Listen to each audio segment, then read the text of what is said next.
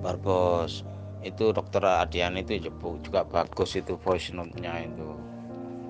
Masalah mengungkap wa ulil amri minkum. Benar, kelihatannya benar. Dalam hal ini pemerintahan juga benar. Tapi pemerintahan bidang apa? Ya bidang keagamaan. Dalam hal ini MUI, Majelis Ulama Indonesia. Penjelasannya dari kemarin tak pantau dokter Andiani ini bagus, dia menjelaskan runtut. Masalah ketidakcocokan dengan penjelasan Anda mungkin ya ada perselisihan atau perbedaan. Kalaupun Anda sendiri tidak bisa menerangkan secara runtut seperti dokter Adiani, ya mungkin dengan ketikan apa-apa terserah. Di dalam grup ini bebas berekspresi sebenarnya, apalagi keilmuan. Dan tafsir versinya macam-macam, apalagi manhaj itu pola pikir nggak harus sama, tapi kan ada dipersamakan, nanti ketemunya endingnya kesamaannya pasti ada. Dalam ini Bu Dokter Adiani ini menjelaskan tentang ulil amri minkum, bentuknya jamak, nggak satu pikiran atau satu pemikiran saja, pola pikir saja. Nanti ini kan seperti Bajatul Masail itu disatukan, ketemunya apa, yaitu putusan baruan. Walil amri minkum kalau saya nafsiri ya mungkin Majelis Ulama Indonesia ini MUI. Ilmunya orang itu beda-beda ya. Penerimaan dari seseorang itu beda-beda. Makanya ada yang sesat, ada yang lurus. Kadang-kadang yang lurus dibilang sesat, yang sesat dibilang lurus. Ya mungkin tidak sesuai dengan apa yang kita inginkan. Sebab itu ya itu tadi macam-macam tadi. Makanya kenapa ada Syiah, ada Sunni, ada Wahabi, dan masih banyak lagi. Ya karena memang beda penafsiran, beda pemikiran. Dan nggak mungkinlah orang itu harus sama dengan kita begitu. Nggak harus. Kecuali murid kita itu memang harus. Oh ya jangan begitu toh. Saya tadi juga tidak lihat isi chat-chat di atas juga nggak lihat. Bener nggak lihat. Langsung saya hapus.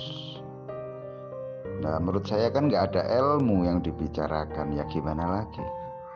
Langsung saya hapus. Kemudian lihat tulisan Anda itu cuma itu. Namanya juga grup, mungkin dia lagi mencari ilmu tapi nggak cocok itu terus dibantah, mungkin seperti itu karena mungkin ya beda pandangan itu saja.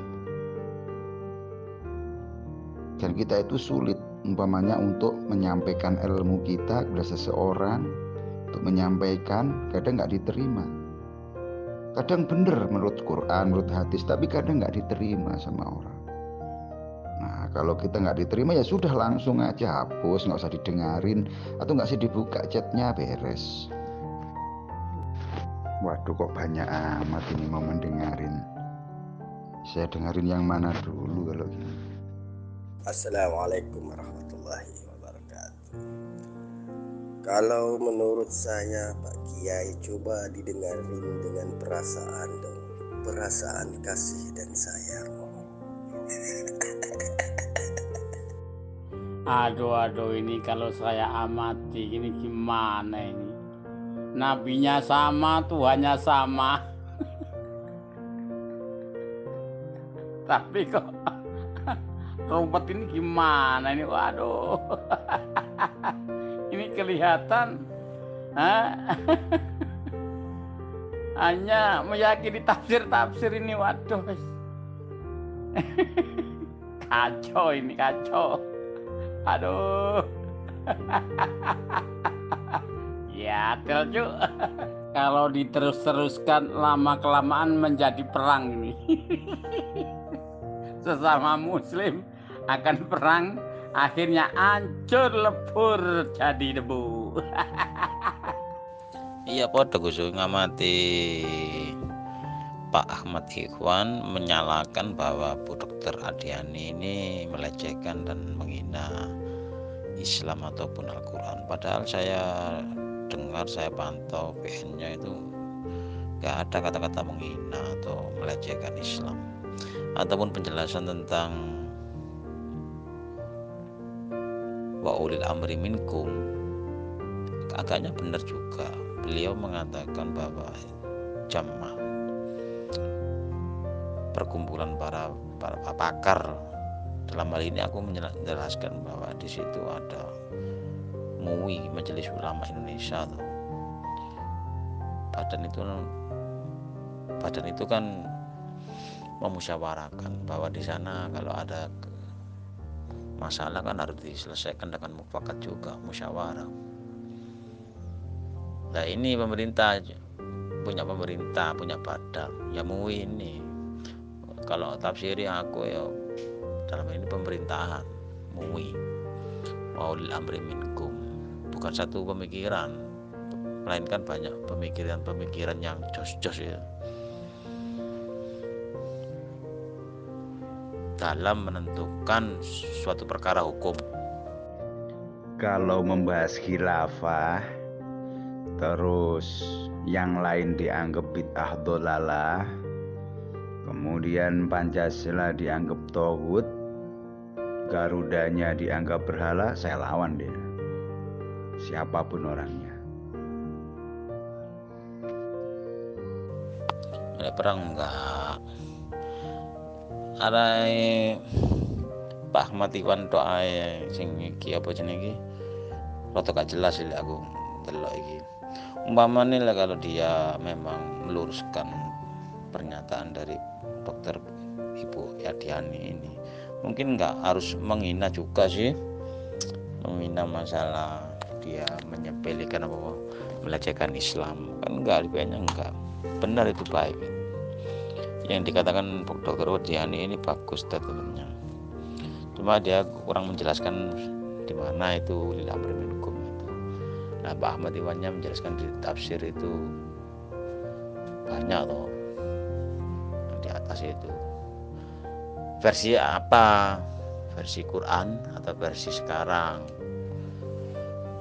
Versi tafsir bermacam-macam. Wahabi juga menafsir juga,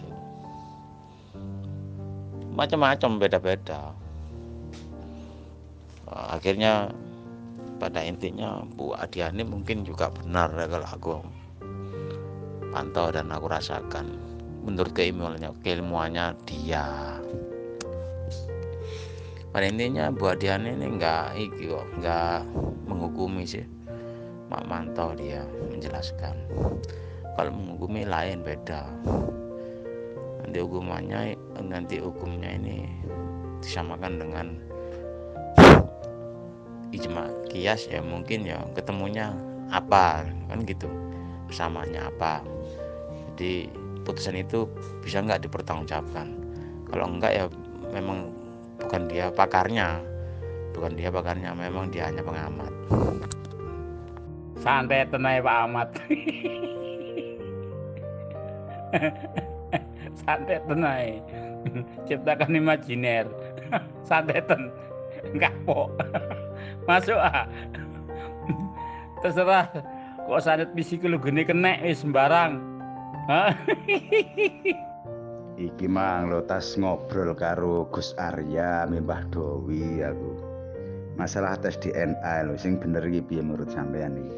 Diterusne apa mandek sakmene anake mung sampean iki?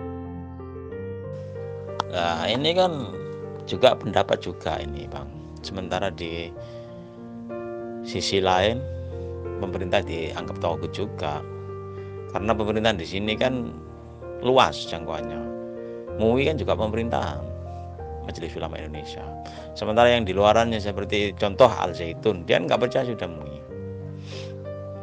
Nah itu ini gambaran kecil, saya menggambaran gambaran kecil bahwa dia nggak percaya, bahwa dia punya statement bahwa MUI ini bukan Tuhan dan bukan Rasul yang bisa menghukumi siapa saja. Padahal enggak, dia badan yang melindungi hak-hak gitu masyarakat, badan yang menetapkan suatu perkara hukum. Juga pemikiran itu bukan dari satu pemikiran, melainkan ijma atau kias, itu ru'yah dulu kan, ijma dulu. Kiai alatnya apa, gimana untuk menentukan suatu perkara tuh, bahwa yang perkara ini nggak bisa diselesaikan dengan satu putusan, melainkan dengan alat juga. Di satu sisi pada hari hanya kan harus ditetapkan. Berarti pemerintahan ini punya badan pemerintahan tuh. Ya lain lagi penafsiran yang lain-lain bahwa perintah ini tauhid ada. Dan itu pun umat Islam yang berjenggot-jenggot itu yang menghukumi bahwa pemerintahan tauhid pernah dulu. Pada intinya nggak terima dengan putusan pemerintah. Masa seperti putusan itu nggak terima pemerintah, padahal itu yang memutuskan MUI juga, Majelis Ulama Indonesia. Sing penting hati sampean seneng, enak ya apa wis lakukan. Lah ngono lho.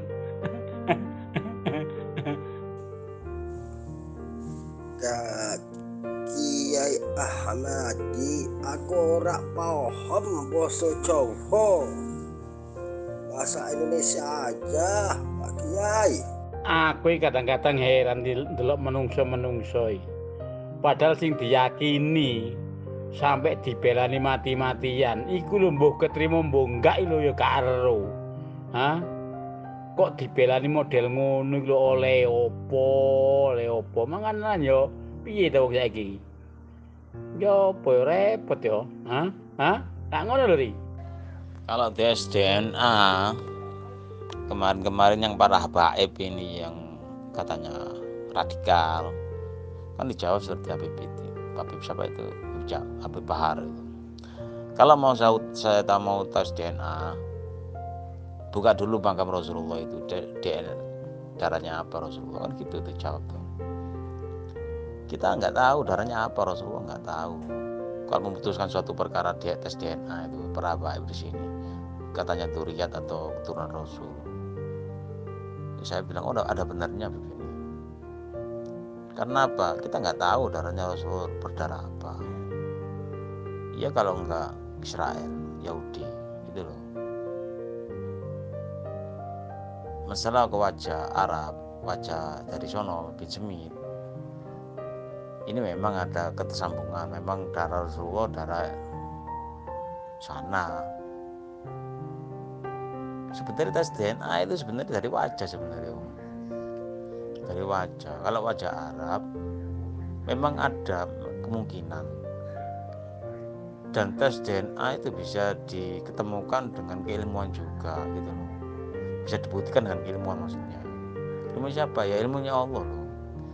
Bisa nggak membuktikan? Kalau nggak bisa dengan membuktikan yang secara spesifik ya mungkin bohong. Karena apa ya? Nggak mungkin lah Rasulullah ngajarkan radikal, nggak mungkin lah Rasulullah keras, Rasulullah lemah lembut kok, gitu loh. Kalau memang bertentangan dengan tes DNA Rasulullah, mungkin ya nggak diakui lah dilihat Rasul ataupun apa itu nasabnya sambung. Sanad, apalagi soal bilbet. Oke lah kalau nggak paham bahasa Jawa. Ini tadi kan polemik di negeri kita ini kan lagi rame antara kiai-kiai bersama habaib ini. Yang satu kiai mendukung Habib, ada kiai bermusuhan dengan kiai, ya karena Al-Mukarram Al-Habib Bahar ini pertama kali kan. Terus kata siapa itu Habib Rizik, kan banyak tuh orang-orang yang ngaku-ngaku Habib, ngaku-ngaku Dzurriyyah Rasul. Ya enggak? Nah, kata Habib Rizik kan harus tes DNA dulunya itu. Dan sekarang ada tantangan nih buat Habib Rizik untuk tes DNA. Berani enggak? Habib Bahar malah marah-marah. Habib Taufik malah lari-lari, membawa gula sekilo ini malah. Menurut Anda gimana ini? Menurut Anda ini, apa seharusnya diteruskan apa berhenti di sini? Soalnya saya itu membela Kiai Imad gitu loh. Pancen wong nek kedogma ideologi golongan itu memang susah nih. Soalnya aku biyen tahu kedogma nang ngene Darokatis LDI. Wis nek mbelani mati-matian toh pastilah kasarane. Hah? Seakan-akan iku sing bener. Jeketek ya ngono-ngono wae, bleketes barang aku bisa tercamput. Ternyata kena hipnotis nek karo ajarane. Hah? Susah kaya ngono kuwi. Darussalis endi, Kang? Malang tah? Darussalis Malang tah sampean? Aku ben dikek ijazah ngene aku. Kata amal no. Allahumma sholli ala sayyidina Muhammad wa ala alihi wa dzurriyyatihi. Gitu, ijazahnya seperti itu. Nggak saya amalkan kok wa dzurriyyatihi. Saya nggak pernah dengar. Biasanya itu kan kalau sholawat itu Allahumma sholli ala sayyidina Muhammad wa ala ali sayyidina Muhammad, cuma gitu ada, atau ditambah wa sahbihi ajmain begitu. Ya wis teruskan aja Pak Ahmad, masalah tes DNA poro Habib iki engko arwah asli kae. Tak rasa gak wani. Sing aku Habib pun nek dites DNA tak kira gak wani. Akhirnya mumet kok kitiran ngono kuwi alasan iso ae. Hah? Gini loh Kang, gini dengarkan dulu ya. Judulnya Ahli Sunnah wal Jamaah. Isinya banyak orang Syiah, orang Wahabi, ya. Ada Muhammadiyah, ada orang NU, bahkan ada Al-Irsyad. Bahkan di sini ada kejawennya. Manunggaling Kawula Gusti ada. Macem-macem di sini. Lah ya mosok kalah karo wong Jawa tes DNA nih. Darokatis Surabaya atau LDI bos, LDI. Bin kan jenenge kan Darokatis. Terus akhirnya berubah nama Lemkari. Sampai saiki akhirnya LDI itu. Dulu saya pernah menjadi mubaliknya di situ. Kira-kira tahun 77 itu saya sudah menjadi mubalik di situ. Ya wis nek dogma lah. Barang akhirnya aku sadar dapet mung ngene wae wis akhirnya aku metu iku mau. Gak perlu tak jelas do lah. Hah? Acarane kok ngarei ruwet kok. Iya padha kabeh aku ya ngono. Selagi wong iku dogmae kuat dalam fase belajar, fase siswa, dogma kabeh Gus.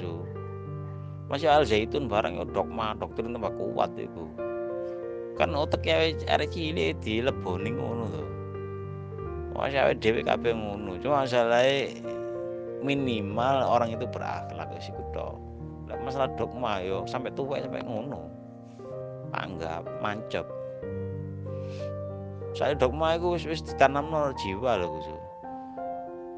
Dogma akhlakul karimah ya baik ae, berjalan lempeng-lempeng ae. Tapi dogma itu sing iku mau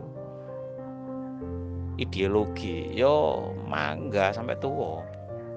Masih di sampean tinggal kerja sih mancep. Masih sampean anu dia tetep sih mancep. Wong iku ditanam kecil. Ya kalau menurut pendapat saya yang awam ini, awam ya Pak Kiai, kalau menurut saya yang awam. Sebetulnya saya setuju juga dengan pendapatnya Pak Kiai Imamuddin itu ya, kalau nggak salah tuh. Memang kalau betul benar mereka memang dari zuriat sebenarnya nggak takut. ya kan, buktikan aja. Ngapain ditakutkan? Kalau menurut saya kan begitu. Saya nggak membela siapa-siapa pun di sini, Pak Kiai. Baik itu dari Kiai Bayi Muhammadin pun ataupun dari Habib Rizik. Karena kan yang memulakan dulu kan kalau nggak salah dari Habib Rizik sendiri, ya kan? Jadi kalau udah ditantang ya terima aja kok. Nggak usah repot banget. Siap Bahku Guru Gus Romli 1412. Terima kasih. Oh alah nang LDII. Tukang ngepel ya. Ahmad Iwan itu seorang admin di NU. Dia keras, aku statementku ya juga begitu, ditegur sama dia. Padahal dia orang tua, aku diberitahu sama Bu Siti Marbuah, dia orang tua orangnya, orang tua, orang sudah berumur. Aku langsung didek Pak, di kick langsung, keras orang ini. Tapi dia gak menjelaskan. Dia melontarkan begitu, tapi dia gak menjelaskan. Pada intinya dia ini gak ada apa-apanya sebenarnya, gak ada apa-apanya, copasan semua. Untuk menjelaskan seperti Bu Dr. Adiani, dia gak mampu mungkin. Wah sama saya seperti saya NU. NU sampai mati. Aku bagian nyuci otak biar niku bos. Bagian nyuci otak menungso pada waktu itu aku di umur 13 tahun nih. Tugas nang dinggon nae malang melintang. Ya pemane panjenengan ya kurang paham. Waktu itu aku mulai umur 9 tahun aku digembleng nang kono. Barang wis wadar lah. Podo ae. Nah, aku juga gak nyalano wong sing kena dogma-dogma sikte-sikte. Kelompok-kelompok sing modele kaya ngono-ngono iku gak nyalano. Ya apa maneh wong barang cik kulit lho. Ngajine ngaji kuping. Istilahnya cari-cari cik krungu akhire rumangsa. Istilahnya bahasaku biyen iku ilawakola. Katanya, tapi cara asline kurang paham, dia repot. Akhirnya ngono kuwi.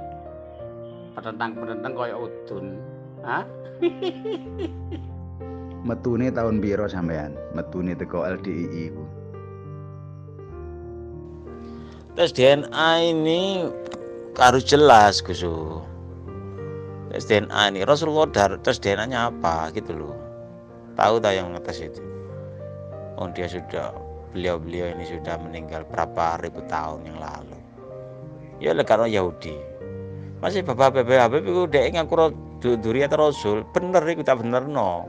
Cuma wis kecampur bawur, masih wali songo dituntut kok apa niku. Pedot nasabe nang Rasulullah kok. Padahal dia bener-bener silsilah ada ditulis wali songo. Ditantang sama keturunannya Syekh Gunung Jati. Gak ada apa-apanya semua Habib Bahar. Dia kan ya juga mempertahankan dirinya sendiri bahwa dia juga baik. Tapi kan dia radikal, kelihatannya kok kasar gitu, usah kasar gitu loh. Tes DNA Rasulullah gimana? Apa darahnya Rasulullah nggak tahu. Beliau juga nggak tahu. Yang bisa hanya membuktikan darah Rasulullah asli, dzurriyyat Rasul atau Sohibul Bait. Hanya Allah yang tahu. Wong itu ditanam dalam hati kok, bukan di lisan. Itu silsilah bisa tahu. Loh, itu gak sembarangan orang seperti itu. Aku metune nek gak salah tahun 83. Soalnya pada waktu itu aku didogma bahwa wong tuaku iku kafir. Nek gak beat karo kelompok LDI ngono iku mau. Makane aku metu. Dia paham aku nek dogma-dogma masalah beat keamiran ngono paham kabeh. Ujung-ujunge padha ae. Cekekan golek bola ngono lho. Duwe. Lah wis kadung mendem manut ae didodoli duwike. Sing 5%, sing 2,5%, sing 10% ngono ae. Belani agama bisa bila ujung-ujunge wek kelompok golongan sing pendirine sing sugih ya. Liyane ya kejiret. Wis lah Pak Ahmad. Yang berhasil menyatukan Nyawiji penduduk pribumi dengan para habaib itu hanya NU Pak Ahmad. Ini benar, nggak mudah dan nggak cepat di prosesnya, lama gitu. Prosesnya sudah bertahun-tahun yang dulu, beratus-ratus tahun yang lalu, jangankan berpuluh beratus sudah. Wajah habaib sudah hilang, mancungi irung wis hilang. Tapi nggak bisa, ini yang nggak bisa dihilangkan logat gitu loh. Orang Jawa dia sudah bercocok tanam, sudah hidup mati di tanah Jawa, walaupun dia wajahnya sudah orang Jawa. Tapi logat nggak bisa dihilangkan. Ini ada DNA yang asli yang nggak bisa dirubah sampai kapanpun. Apa itu logat?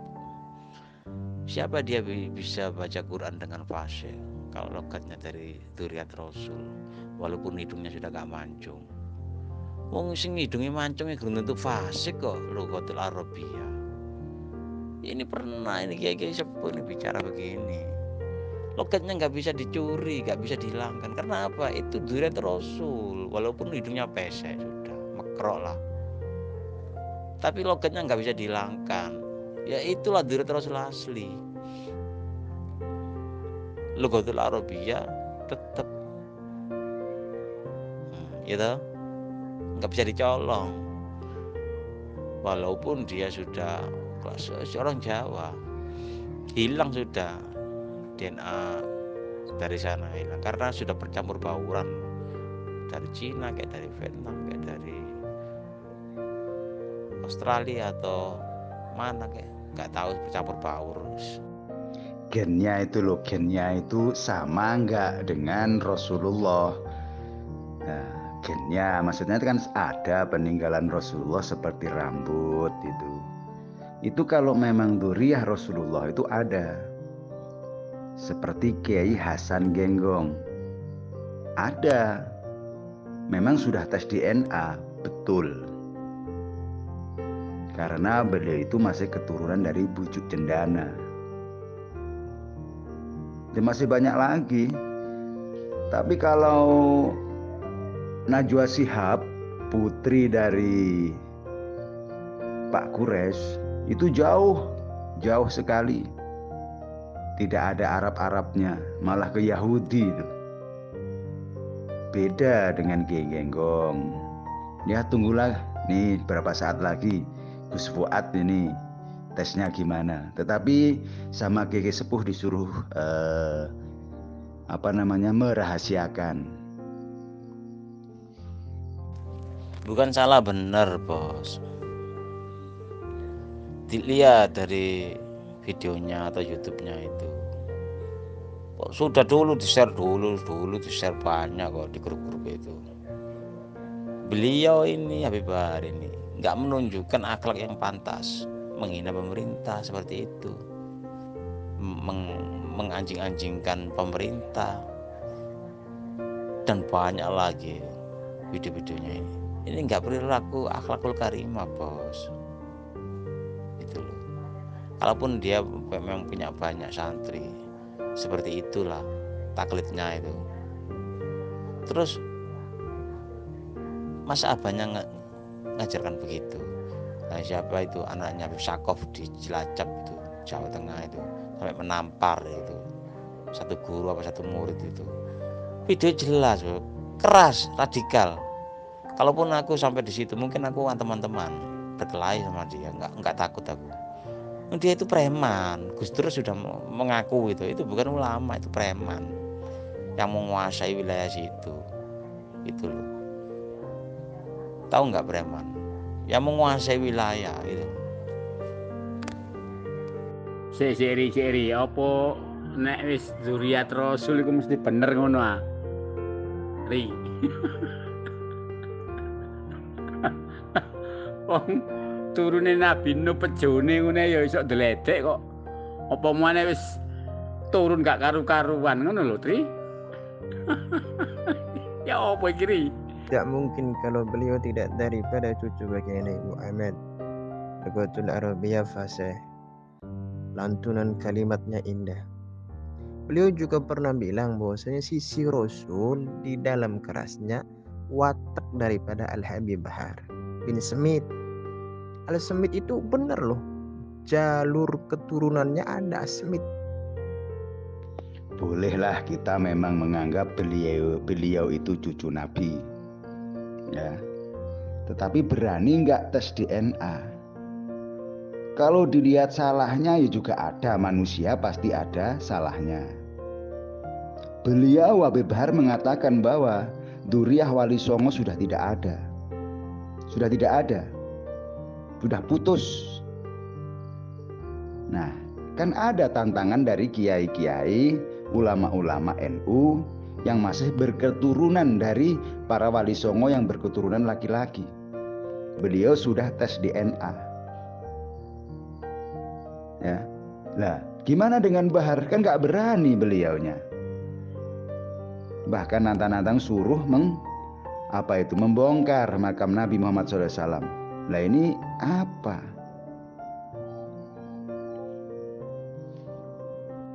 Beliau itu mengatakan bahwasanya kalau mau menghakimi saya bukan daripada cucu Nabi, tes DNA.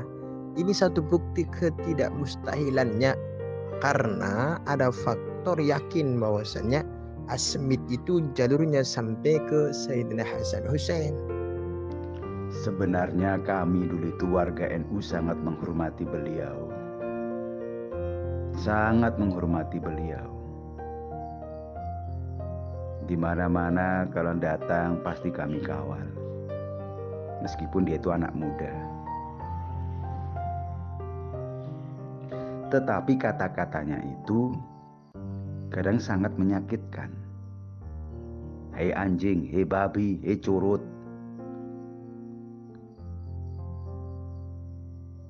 Nah, kalau dakwah model seperti itu model apa? Darahku mengalir darah Rasulullah. Tes DNA dulu kalau ngaku-ngaku. Berani nggak sama Bani Jawi? Berani nggak tes DNA diadu dengan orang-orang Jawa? Terutama Jawa Timur.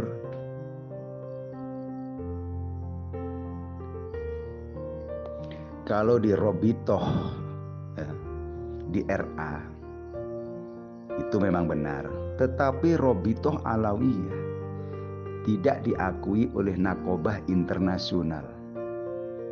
Tidak diakui.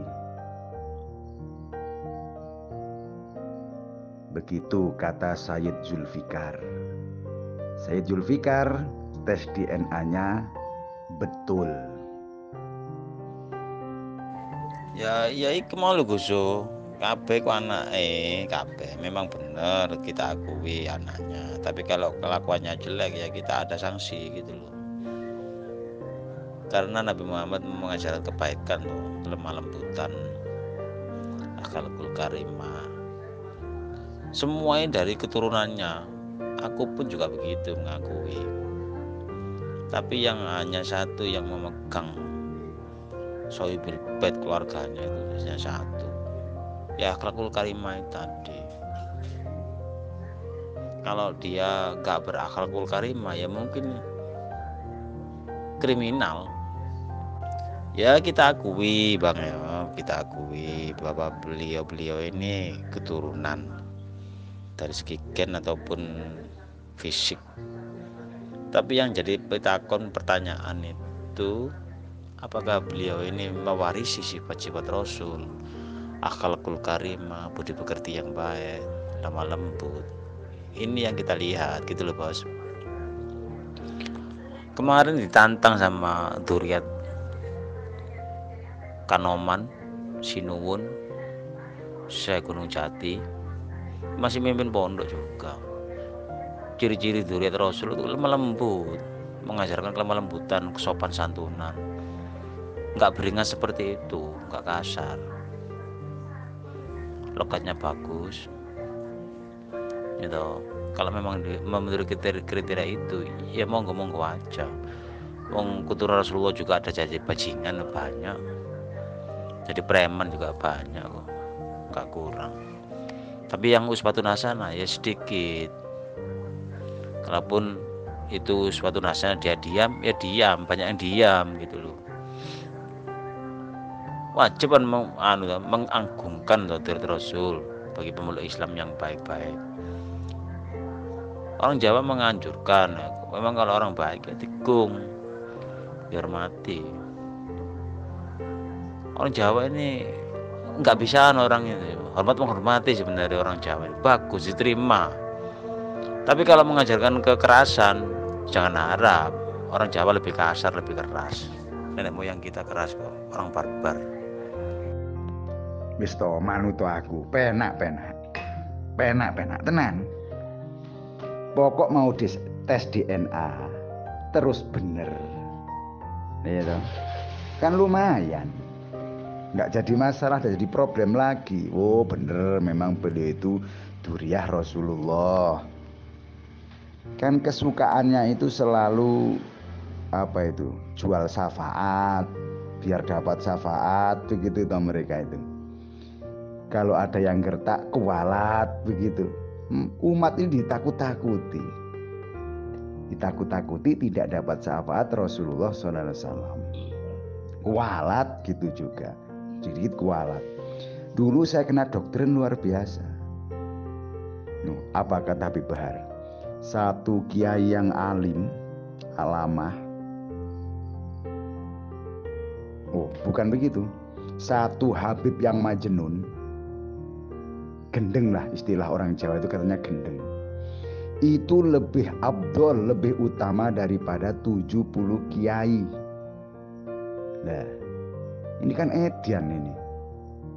Nah, kalau sampai orang-orang mengutamakan Habib yang bodoh, kemudian meninggalkan kiai yang alim, nah gimana ilmu-ilmu Rasulullah ini?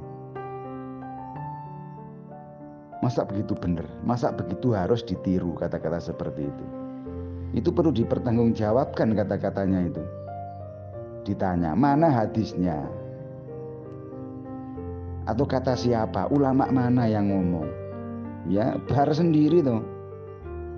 Kemudian mengatakan bahwa kalau ada seseorang yang menikahi Sarifah, itu hukumnya itu seperti zina. Anaknya itu anak haram. Loh, itu dalilnya dari mana?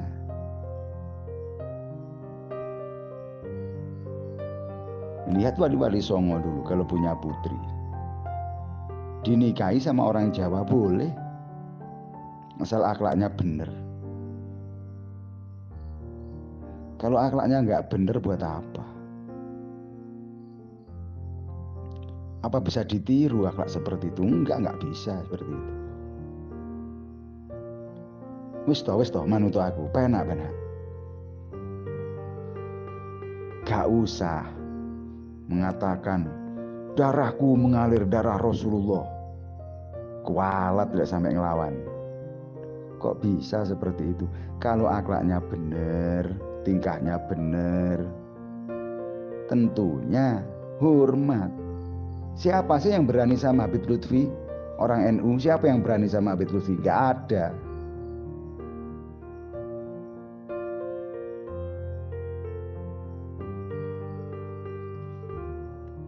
Begini loh Kang, begini ya. Saya itu punya tetangga. Nikah sama orang Eropa. Laki-laki orang Eropa itu. Di sini belajar ngaji, belajar apa, hidungnya mancung, brewok, rambutnya hitam. Nih orang-orang itu ngira-ngira itu Habib dikiranya itu. Bahasanya itu kan begitu, begitu. Jelas kayak orang Arab, kayaknya mirip orang Arab. Itu kalau sampai ngaku Habib di Timur gitu.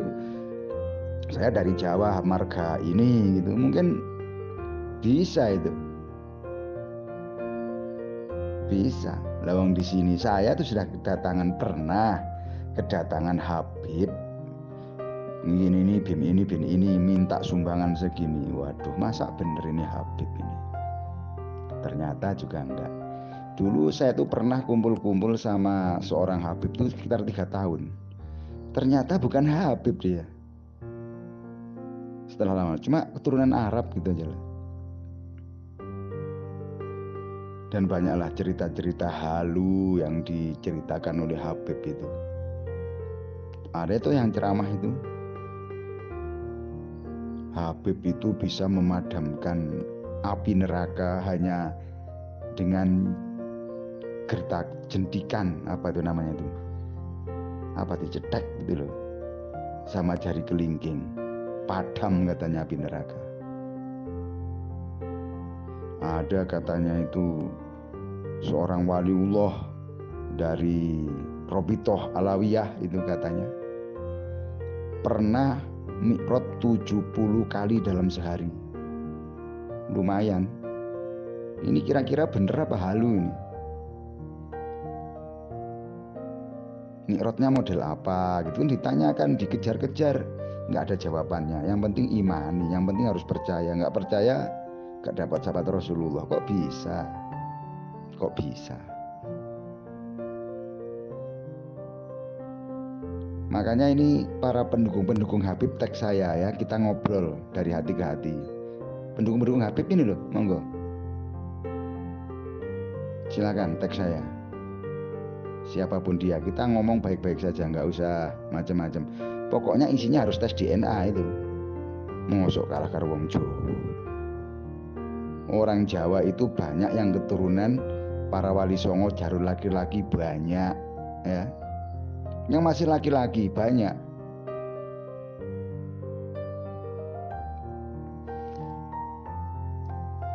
Kemarin itu kan ada siapa tuh orang Bondowoso. Itu loh yang apa itu nantang Habib Bahar, Habib Rizik sama Kang Taufik. Itu disuruh tes DNA.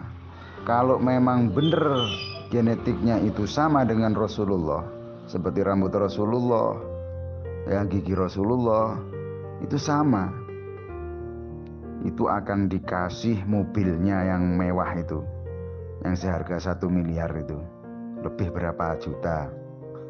Kemudian masih ditambah lagi dengan sertifikat tanah 12 hektar. Lumayan. Tapi nggak ada jawaban itu dari Habib Bahar, dari Imam Bongsor, juga dari Kang Taufik, nggak ada jawaban. Repot Kang memang. Ini umat ini jadi bikin pusing oleh mereka itu. Dibikin pusing. Dan nggak pusing bagaimana? Dulu memang sudah seperti itu, kami sangat menghormati Habib. Meskipun Habib salah sekalipun, kami tidak menghiraukan. Karena apa? Takut sama Rasulullah. Takut nggak ada dapat sahabat beliau. Dulu Kang, ini saya itu pernah kena doktrin. Habib yang salah-salah itu nggak masalah. Nggak masalah. Karena apa? Kalau Habib itu nggak melakukan dosa, malah mati. Katanya dia yang bilang begitu.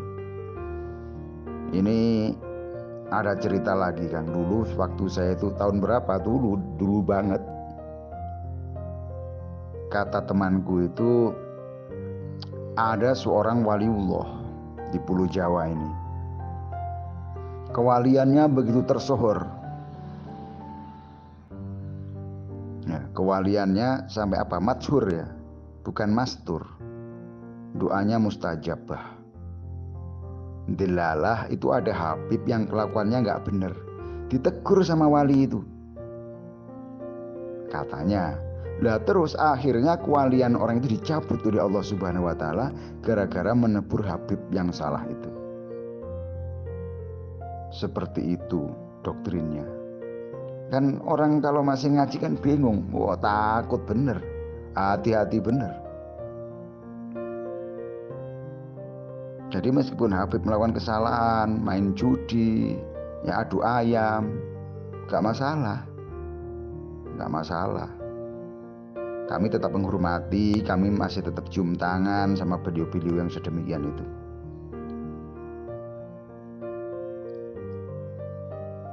Nah, kan ini termasuk keimat ini apa ya? Memberi motivasi kepada umat. Oh, umat itu harus cerdas. Yang menjadi patokan itu bukan duriah, tapi ilmu kealiman, tingkah laku, azab. Hati saya ini mengatakan Kang, betul bahwa duriah yang di Banten itu masih keturunan laki-laki, terutama dari keturunan Sultan Hasanuddin itu. Seperti yang di Jember kemarin itu masih keturunan dari Sultan Hasanuddin laki-laki yang keberapa gitu. Yang di Jember itu loh, pondok apa itu yang di pinggir laut itu, yang tanahnya sekitar 116 hektar itu, masih keturunan Sultan Hasanuddin.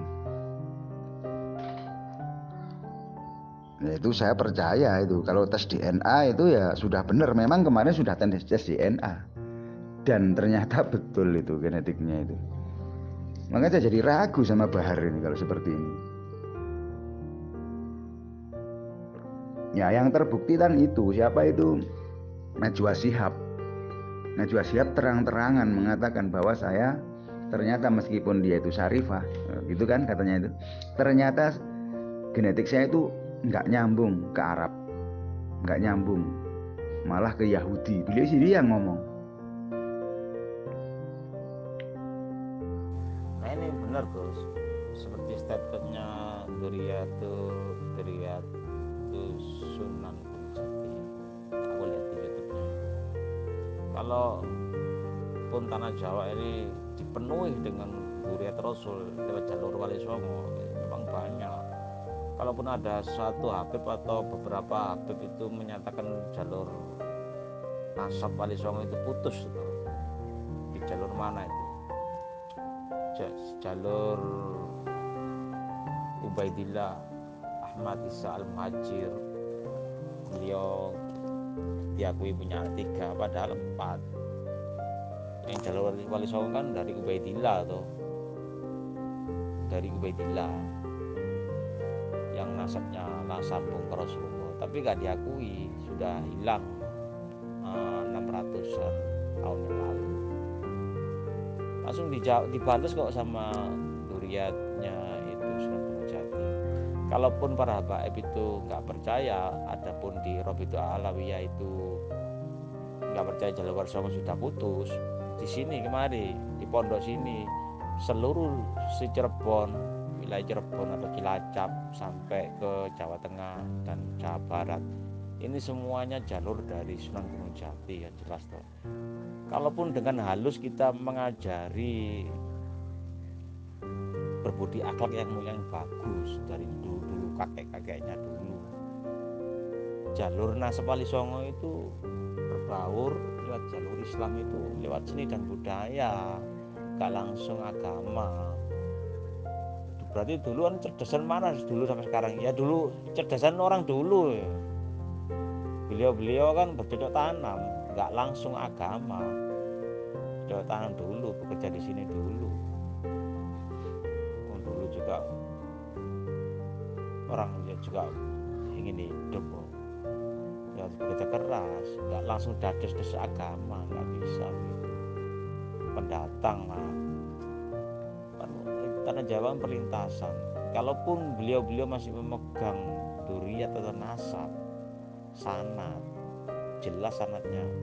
Ya kalau ada segelintir habaib yang menyatakan sudah putus, ya kesini kemari, di sini banyak sudah menyebar Wali Songo turunannya jalur laki-laki.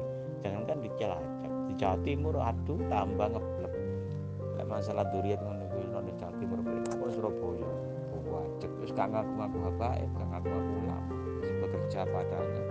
Ya bengkel di bengkel, di sawah di sawah, becak di becak, atau yang lain kerja apa, sopir, banyak juga terus. Terus gak ngaku-ngaku lagi sudah. Yang penting akhlaknya diterapkan, jadi pekerjaan luhur, hidup bergolongan tanggung jawab. Sulit loh. kalau masih belum menyatu dengan tanah Jawa atau pribumi, ya jatuhnya seperti itu, pengkultusan, ingin diagungkan, ingin dimuliakan, nggak masuk kriteria, nggak masuk akal loh ya.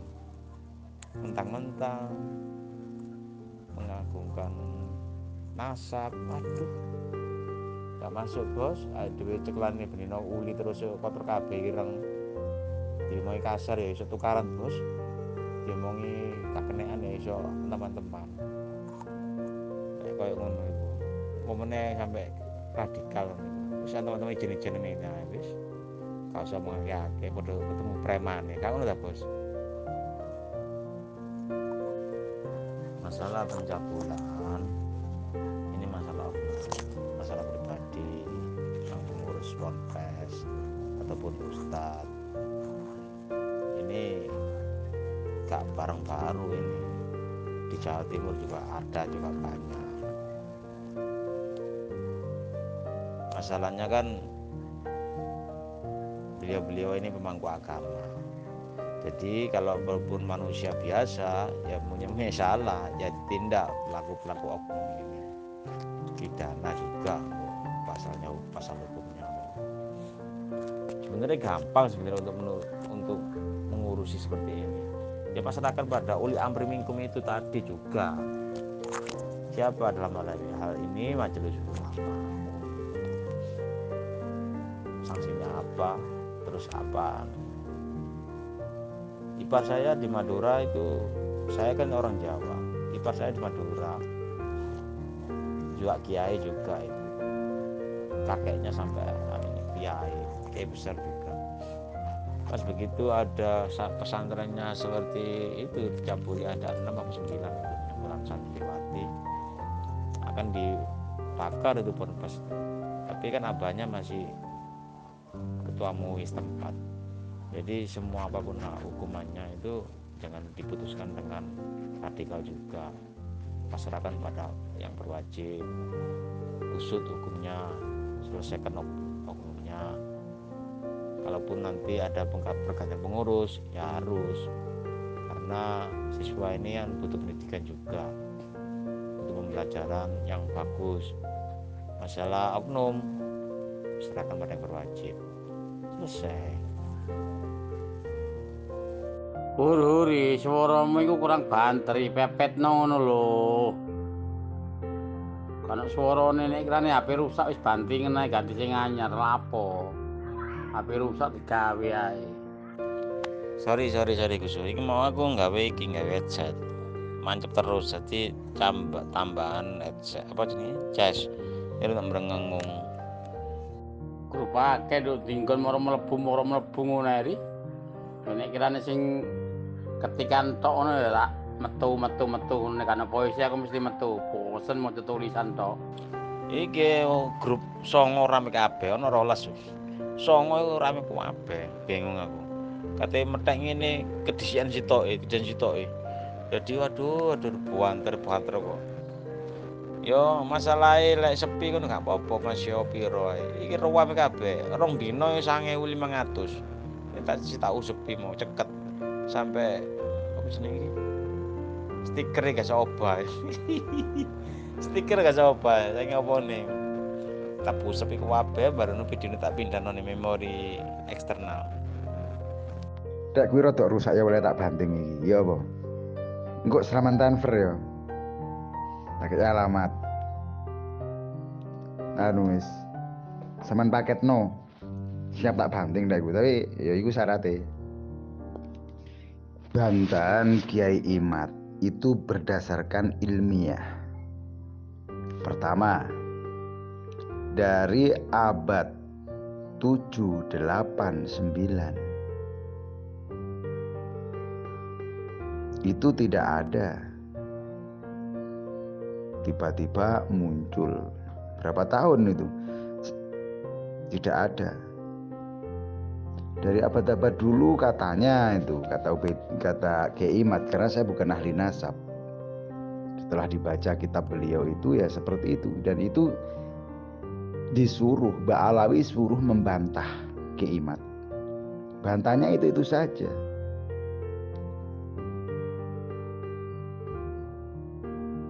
dalam kitab itu remehnya kan seperti itu. Coba dilihat itu, abad ke abad itu sudah tidak ada loh namanya Ubaidillah, itu enggak ada. Tiba-tiba abad ke-9 nyantol yang namanya Ubaidillah.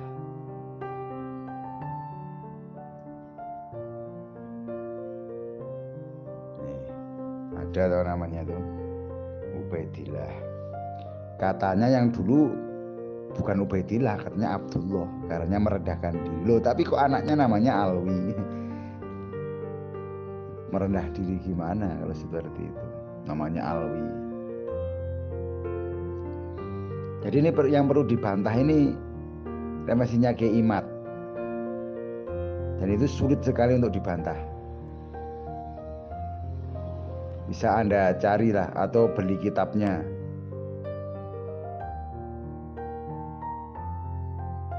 Ya. Nah ini saya hitung ini ada 37 keturunan. Bahar pernah ngaku 38, pernah ngaku 39, bahkan pernah ngaku 28. Yang waktu katanya ketiduran itu. Yang benar yang mana ini? Siap 86 Baba Long Syafi Muhammad Syafrizal Tawil. Lanjut. Nggih. Matur sembah nuwun Gus Ahmadi Gedangan Gontang Legi. Mohon maaf, siapa bilang yang belum merupakan tesis tetapi disebut tesis ilmiah lagi. Penelitian Kiai Haji Imaduddin Al-Bantani itu ditantang debat oleh Lora Wafi Naja dari Lawean kota Probolinggo itu. Malah Kiai Haji Imaduddin Al-Bantani itu tidak menampakkan diri. Jadi begini ya, Gus Ahmadi Gedangan Gondang Legi. Jadi menurut literasi, baik literasi baca maupun literasi dengar maupun literasi ujar yang saya alami, yang saya lakukan, maka natijah atau konklusinya adalah baik dzurriyah Bani Alawi atau disebut Ba'alawi maupun dzurriyah Wali Songo yang sering disebut Al-A'dhamat Khan, itu semuanya nasabnya muttasil, bersambung sampai kepada baginda Nabi Muhammad sallallahu alaihi wasallam kama huwa ahluh. Itu saja sudah dikonfirmasi masing-masingnya itu oleh beberapa ulama ahli nasab, bahkan oleh ulama dan aulia yang sudah kredibilitas keilmuannya sudah diakui sepanjang masa, begitu kan. Jadi konklusinya tidak lain tidak bukan, natijahnya tidak lain tidak bukan bahwa Ba'alawi atau Al-A'dhamat Khan, keturunan Wali Songo, baik yang tergabung di dalam Naqobah Ansab Aulia Tis'ah walaupun juga yang tergabung di dalam catatan nasab keraton-keraton di Nusantara, itu semuanya insya Allah bimakna yakin, saya sekali sangat yakin sekali bahwa semuanya merupakan dzurriyyah baginda Nabi Muhammad SAW yang nasabnya nyambung. Begitu saja. Ciri-ciri dari dzurriyyah Rasul ataupun ahli bait beliau ini, yang pertama dan yang paling utama itu Gus ya keilmuan. Pertama ya keilmuan dia dan bentuk dari nasab sambung itu kan nubuwah. bukan nabi tapi nubuwah, tanda-tanda kenabian ada. Yang pasti beliau-beliau ini pilihan yang dipilih dari Allah lewat sebab itu tadi, nasab. Nggak banyak sih, cuma hitungan jari, cuma kan beliau-beliau dapat mandat juga, walaupun sudah perombakan genetika, sudah bercampur bauran genetika. Kalau dzurriyyat Rasul pasti ada ciri-cirinya, walaupun nggak signifikan harus berwajah Arab atau Timur Tengah.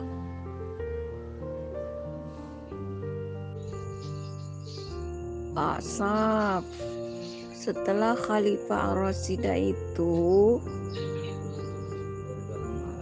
tidak ada lagi, kenapa ulil amri tidak terbentuk? Yaitu tadi, karena alim ulama, alim umara pada saat itu belum bersatu. Atau mungkin saja saya yang tidak mengakses, ya silakan aja Bang Sab cross check sendiri, cek and recheck, tabayun sendiri, mereview kembali ke belakang ya, apakah benar pernah ulil amri ini terbentuk, alim ulama dan alim umaranya itu bergabung bersatu untuk mau merumuskan segala hal yang terkait dengan kemaslahatan umat, utamanya yang bersifat kontroversi, pro dan kontra, perselisihan ataupun pertentangan, hal-hal yang bersifat subhat ya, hal-hal yang baru yang bersifat masih remang-remang ya, abu-abu, nah itu masih ambigu. Banyak Bang Long Syafitawin, banyak YouTube-nya banyak. Lebih jelasnya dibahas di itu grup kita itu, voice note itu, Islam itu. Masuk aja nanti pasti di YouTube kan juga. Bagus itu link voice note Islam, masuk saja ke sana. Kita bahas di sana rame-rame kok. Jika Pak Dadang ini benar-benar berakal pikiran, maka sudah pasti tahu membedakan yang mana yang mencintai Rasulnya, yaitu dengan mencintai Khalifah Ar-Rasyidahnya, dan mana yang tidak. Begitu Pak Dadang. Ini Pak Dadang ini nunjuknya ke yang lain, sementara dirinya sendiri itu nggak ngelihat gitu, ngaca Pak Dadang. Ya, ada pepatah apa ya, gajah di pelupuk mata yang lain itu selumbar di mata orang lain itu kelihatan, nggak jadi pelupuk mata sendiri nggak kelihatan. Nah ini Pak Dadang nih nunjuk-nunjuk orang lain membenci Imam Ali, membenci Imam Hussein, padahal Bang Dadang lah yang membenci, yang tidak dibenci oleh Rasulnya, bahkan diklaim Rasulnya sebagai sahabatnya. Wah bagus itu Gus Masyuri 292. Monggo dibahas di ya, di voice note Islam itu. Panjenengan saya masukkan atau saya undang? Saya langsung masukkan ya, setelah itu dibahas bareng-bareng, asik kok. Saya ini bukan penentang, bukan pembela dari Kiai Haji Imaduddin Banten, bukan. Tapi saya membela Ba'alawi dan Dzurriyyah Wali Songo. Itu. Jadi yaitu positioning saya. Monggo dibahas di voice note Islam nggih. Pak Amsamal ya, sepanjang siapapun yang ada di situ, selama masih merupakan hasil atau netas dari talkot pemilu, dari demokrasi, nah itu masih akan tetap berkubang kemudaratan, malakama demi malakama, tiada berakhir. Jadi akan tetap berada di pusaran laknatan dan murka dari Tuhan. Rasulullah Daud itu dari umat Islam dari kaum atau suku Sabi'in, bukan lagi khalifatullah yang biasa ya. Beliau itu khalifatullah yang luar biasa karena levelnya maksum. Adalah sosok nabi sekaligus sebagai rasul atau Mesias asli. Bah guru Gus Robli kemarin diki sama komandan langsung komandan turun tangan. Loh, tapi sekarang sudah masuk kan? Iya, saya masukkan itu. Majelis ulama itu karena sepihak, jadi gampang dimasuki begitu. Gampang ditunggangi. Gampang dijadikan topeng aja, kamuflase. Jadi label-label halalan toyiban itu nggak yakin. Ya, pasti ya itu gampang kita bisa menganukan itu bahwa itu ada faktor cuan ya, sihir-sihir cuan atau wahan itu bermain di situ. Sama dengan cuan vaksin.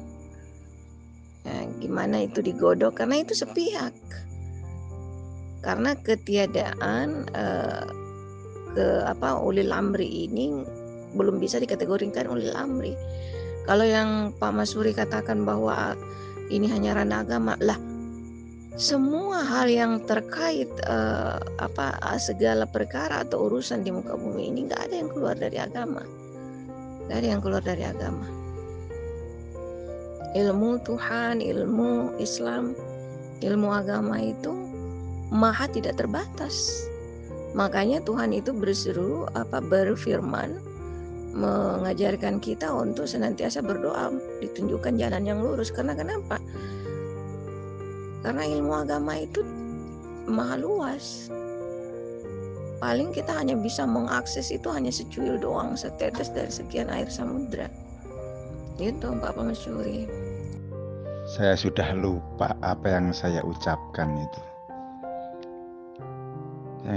Tolong di-share lagi karena dari tadi loh ya, saya nggak pernah ngetek panjenengan.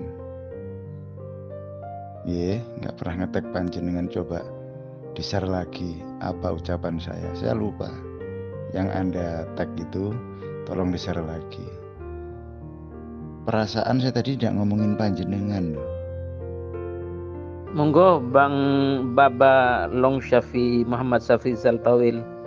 Itu teman-teman yang lain juga monggo, lagi dibahas tentang hukum nikah mut'ah ditinjau dari berbagai perspektif di grup Voice Note Islam. Monggo semuanya masuk ke sana, membahas tentang hukum nikah mut'ah dari berbagai perspektif. Monggo.